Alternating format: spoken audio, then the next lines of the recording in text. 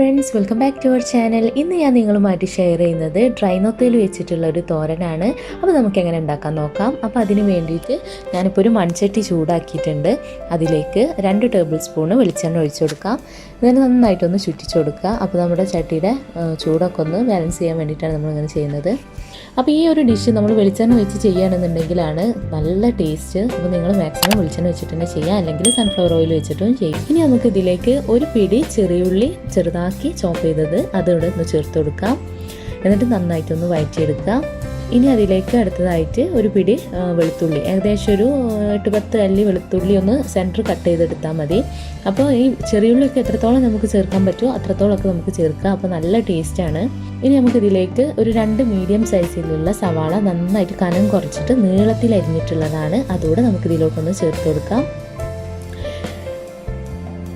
എന്നിട്ട് നമ്മൾ നന്നായിട്ടൊന്ന് വഴറ്റിയെടുക്കുക. സവാള ഒക്കെ അരിയുമ്പോൾ നല്ല കനം കുറച്ചിട്ട് വേണം നമ്മൾ അരിയാൻ വേണ്ടിയിട്ട്. ഇനി നമുക്ക് അടുത്തതായിട്ട് ഇതിലേക്ക് ഒരു പിടി കറിവേപ്പിൻ്റെ ഇലയും കൂടെ ചേർത്ത് കൊടുക്കാം. അപ്പോൾ അതും നിങ്ങളുടെ ഇഷ്ടത്തിനനുസരിച്ച് ചേർക്കുക. എത്രത്തോളം നമ്മൾ ചേർക്കുന്നു അത്രയും നമ്മുടെ ഈ ഒരു ഡിഷിന് നല്ലൊരു ടേസ്റ്റാണ്. എന്നിട്ട് എല്ലാം കൂടെ ചേർത്ത് നന്നായിട്ടൊന്ന് മിക്സ് ചെയ്യുക. അപ്പോൾ ഞാൻ ഇതിലേക്ക് ഒരു 2 പച്ചമുളക് സെൻറ്ററിൽ കട്ട് ചെയ്തിട്ട് നീളത്തിന് കട്ട് ചെയ്തിട്ട് അതും ചേർത്തിട്ടുണ്ട്. പിന്നെ കുറച്ച് ആവശ്യത്തിനുള്ള ഉപ്പൂടെ ഒന്ന് ചേർത്ത് കൊടുക്കാം. ഇത്രയും ചേർത്തിട്ട് നമ്മൾ നന്നായിട്ട് വഴറ്റിയെടുക്കണം. നല്ലൊരു ഗോൾഡൻ ബ്രൗൺ കളർ ആവുന്ന വരെക്കും നമ്മളിത് വഴറ്റിയെടുക്കണം. അപ്പോഴാണ് അതിൻ്റെ ഒരു കറക്റ്റ് ടേസ്റ്റ് വരിക. അപ്പോൾ ഇതാ നമ്മുടെ ഉള്ളിയൊക്കെ നന്നായിട്ട് വാടി വന്നിട്ടുണ്ട്. നല്ലൊരു ലൈറ്റ് ഗോൾഡൻ ബ്രൗൺ ആയിട്ടുണ്ട്. ഇനി നമുക്കിതിലേക്ക് വേണ്ട മസാല ചേർത്ത് കൊടുക്കാം. ഒരു 1/2 ടീസ്പൂൺ അളവിൽ മഞ്ഞൾപ്പൊടി, 1 ടേബിൾ സ്പൂൺ ക്രഷ്ഡ് ചില്ലി, ഇത്ര മാത്രമേ നമ്മൾ ഇതിലേക്ക് മസാല ചേർക്കുന്നുള്ളൂ. ഇതെല്ലാം കൂടെ ചേർത്തിട്ട് നന്നായിട്ടൊന്ന് വഴറ്റിയെടുക്കുക.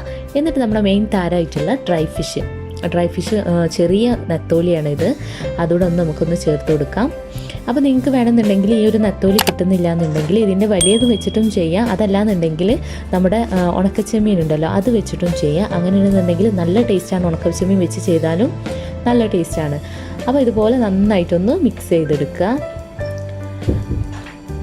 നമ്മൾ വേറെ എക്സ്ട്രാ ഇതിലേക്ക് വെള്ളമോ അല്ലെങ്കിൽ വേറെ മസാലകളോ ഒന്നും തന്നെ ചേർക്കുന്നില്ല. അതുകൊണ്ടാണ് നമ്മൾ സവാള നന്നായിട്ട് വാടി വരണമെന്ന് പറയുന്നത്.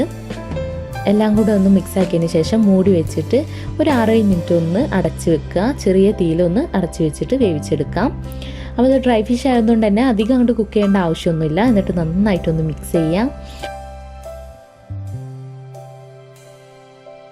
അപ്പോൾ നമ്മുടെ ഡ്രൈ നത്തോലി തോരൻ ഇവിടെ റെഡി ആയിട്ടുണ്ട്. വളരെ ടേസ്റ്റാണ് ഇത് കഴിക്കാൻ വേണ്ടിയിട്ട്. കണ്ടോ, ഇതുപോലെ ഒന്ന് മിക്സ് ചെയ്തെടുക്കുക. അതുപോലെ അപ്പോൾ നമ്മുടെ ഡ്രൈ നത്തോലി തോരൻ ഇവിടെ റെഡി ആയിട്ടുണ്ട്. വളരെ ഈസി ആയിട്ടാണല്ലോ നമ്മളിപ്പോൾ ഇത് തയ്യാറാക്കിയത്. നിങ്ങളെല്ലാവരും ഒന്ന് ട്രൈ ചെയ്ത് നോക്കുക. നമുക്ക് ചോറിൻ്റെ അതുപോലെ തന്നെ ചപ്പാത്തിയുടെ ഒക്കെ കൂടെ നല്ലൊരു ബെസ്റ്റ് ആയിട്ടുള്ളൊരു കോമ്പിനേഷനാണ്. നിങ്ങൾക്ക് എല്ലാവർക്കും ഇഷ്ടമാവും. അപ്പോൾ എല്ലാവരും ഒന്ന് ഇത് ട്രൈ ചെയ്ത് നോക്കുക.